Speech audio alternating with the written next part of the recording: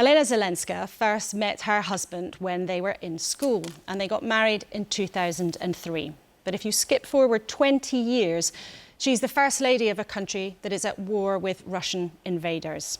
I went to Kyiv this week to meet Mrs. Zelenska to talk about the war effort, President Zelensky, and her hopes for the future. Я дуже вам дякую за ці запитання, тому що дійсно людський вимір цього конфлікту, він невимовно страшний. Ми всі живемо всі ці 6 місяців в зміненій реальності. Ми не можемо сказати, що ми живемо нормальним життям. Сказати, що це був шок для українців, коли ми прокинулися 24 лютого. Ми робимо вигляд, що все добре для того, щоб не втрачати оптимізму. Це підраховано. 70% зброї використовується проти цивільного населення. Це обличчя цієї війни. Тобто це війна проти людей, це не війна з військовими. Це війна на винищення, це війна для того, щоб налякати. І потім, я не знаю, що вони намагаються нам довести, вони хочуть налякати, використати тактику випаленої землі і зайти в порожні міста і села. Are you afraid? Вже ж ми боїмося, але не можна боятися так, щоб це впливало на твої дії. Не можна пасивно боятися. Треба діяти. І це насправді рятує. Не так страшно, коли ти дієш. Of course, we are sitting here under extremely tight security. You yourself are the number 2 target for the Russians. How do you live with that? Я намагаюся не думати про нумерацію цілі, як я кажу. Тому що, якщо це дуже довго про це думати, можна отримати параною. Я не могла поїхати, по-перше, я не хотіла. Тому що, ви знаєте, всередині буревію не так страшно, як зовні. Ти тут розумієш, що ти не один, ти з людьми, зі своїми людьми. І мені було б дуже важко покинути країну. І, по-друге, ти маєш подавати приклад. And your husband stayed when Kyiv was under attack. If he and you had made a different decision, do you think that Kyiv would have fallen? Do you think the Russians would be in charge now? Я ніколи не вірила, що вони зможуть захопити Київ. Я знала наших людей, я знала, наскільки вони будуть чинити спротив. Я бачила очі людей в перший день. І я не бачила паніки. Ми бачили черги на пунктах реєстрації в територіальну оборону. I remember seeing images of your husband walking around this city to show the world that he was here, that he hadn't gone. You're smiling, recalling that moment, but what went through your head, if I may ask, when you saw those? Я зовсім не була здивована. Я була здивована тому, що він це зробив не в перший день, а на другий або на третій. Я знала, що він вчинить таким чином. Did you always know that he could be the kind of leader that he's shown the world to be in the last 6 months? You always knew he had it in him? А я знаю його вже більше ніж 20 років, з того моменту, коли він був ще хлопчиком. Я знаю, що він за людина. І він з роками не змінив свої базові налаштування. Це та сама людина, яку я знаю.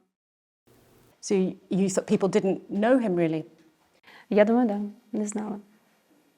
Do you see him now? I mean, when do you see him? You're living under this extraordinary pressure, and obviously things are very dangerous for you. How often do you manage to see him? Ми бачимося дуже рідко. Під час офісі дуже рідко. Так. Але спілкуємося телефоном кожного дня. Я сподіваюся, що ця розлука вплине на наш шлюб таким чином, що він ще більш, не знаю, посилить наші зв'язки. And you're taking an increasingly public role. You went to the United States recently and spoke very passionately in Congress, asking for more support, more arms, more help from the West. Democracies have shown very strong support for Ukraine. But do you worry as things continue that that support could fade? Я можу сказати, що ця допомога не просто необхідна, це справа виживання. І так, дійсно, зараз чутно і відчувається, що дорожчають енергоносії, дорожчає життя для людей на Заході. Але ми хочемо, щоб люди розуміли, що це не через те, що нас підтримує Захід, а через дії Росії. Тому про наслідки дуже важко зараз думати. І, чесно кажучи, я б не хотіла про це думати. Нам треба зараз вистояти, наслідки будуть потім. There is no comparison to the suffering of people here. But at home in the United Kingdom, as you acknowledge, people are facing very painful choices because of the soaring cost of energy that's going to make things very tough for people. What would you say to our viewers watching at home who feel desperately sorry for what's happening to your people, but also who feel desperately worried about their own ability to pay the bills, to keep a roof over their head? What would you say to them? Я розумію, що ситуація дуже важка. Але хочу нагадати, що в той час, коли в світі існує ковід, досі існує, коли в світі існують підвищення цін, все це саме відбувається і в Україні. У нас також все дорожчає, але у нас в той же самий час вбивають людей. Коли ви рахуєте, скільки у вас залишилося коштів на рахунку або в гаманці, ми, на жаль, рахуємо наших загиблих. І днями знову ракетами вбило людей, які просто гуляли в парку в Харкові. Загинула жінка, постраждало десятки людей. І кожного дня те саме. І це буде продовжуватися менше часу, якщо буде дійсно потужна допомога. І все це може припинитися, коли санкції на Росію почнуть дійсно потужно діяти. І тоді і економічна криза в Європі відступить, коли агресор просто зупиниться і схаменеться. There is a different cost though for people around Europe. Boris Johnson, who I'll ask you about in a moment, was here recently and he said Ukrainians are paying in blood, but people at home are having to pay too. Asking people to understand, I suppose. На жаль, мені здається, повністю це відчути неможливо. Можливо, відчути це частково або епізодично. Тому я і постійно намагаюся говорити на будь-яких майданчиках про це, доносити це людськими простими словами, розповідаючи історії. Можна відчути тільки емоційно доторкнувшись до нашої трагедії. Наприклад, я впевнена, що кожного торкнуло. Це відео облетіло весь світ, коли, це, мені здається, було ще в березні, відео маленького хлопчика, який йшов і плакав на кордоні з Польщею. Ця дитина йшла одна з цим рюкзачком. And you can't look away from that. But you also have your own family. Your daughter, I believe, is about to start university. Yeah. Your son, I read, now wants to be a soldier. How do you feel about that? Are you proud of him or fearful for what that might mean? Ви знаєте, зараз, мені здається, кожен хлопчик в Україні хоче бути солдатом. І це нормальна реакція. І його не можна зараз мовити, обрати будь-яку іншу професію. Я можу сказати, що перед початком повномасштабної війни він займався в колективі народних танців. Йому дуже подобалось знову. Тому що ми дійсно відчуваємо по-іншому зараз своє єднання з країною, свою приналежність, свою національну ідентичність. There has been heavy fighting as Ukraine is trying to take territory back around Kherson. I mean, at the beginning of this war, people thought that Ukraine would be taken within days, but here now, you're actually retaking territory. I mean, do you think there could be a turning point? Ми всі на це дуже сподіваємося. І просто все складається так, що без повернення території мир не настане. Ну, на жаль, їм потрібна вся Україна.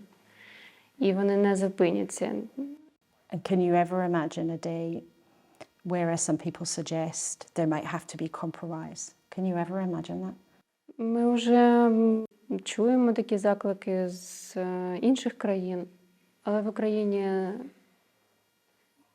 я не знаю, мені здається, таких людей немає. Українці обрали шлях опору. Certainly, the United Kingdom has been very clear in its support for Ukraine. Boris Johnson has tried to take a very strong stance in terms of supporting Ukraine. And although he lost his job at home, he's a very popular figure here. What would your message be to our next Prime Minister? Мені здається, це була б суто політична заява, і це не моя місія робити такі заяви. But how important is the connection between the United Kingdom and Ukraine? Do you think there's something special? Extremely important. Зараз ми відчуваємо надпотужнішу підтримку, і навіть на емоційному рівні. І коли лідери Великої Британії так її демонструють, так щиро і так потужно, ми відчуваємо, що ми не самі. You grew up as a girl in that period of extraordinary change across Eastern Europe. When things were opening up, Ukraine got its independence. I think you were 12 or 13? 12. Yeah. And just this week, Mikhail Gorbachev has passed away.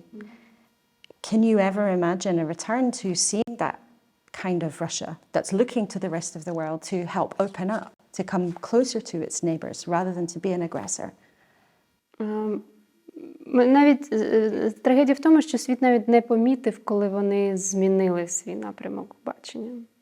Тобто всі довго дуже вважали, що вони залишаються тими самими відкритими, як це було за часів Горбачова і потім перших років правління Єльцина, наприклад. Ми дійсно виросли уже з відчуттям незалежності. So there can still be good things in life.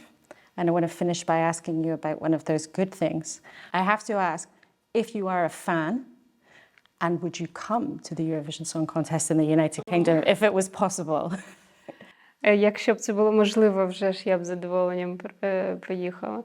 Вже ж українці хотіли самостійно провести цей конкурс.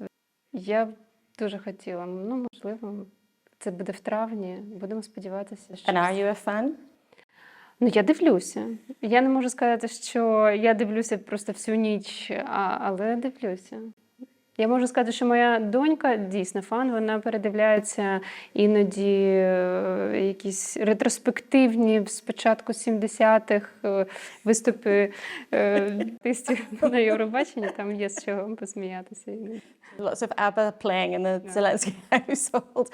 Elena Zelenska, thank you so much. Thank you very much. Thank you.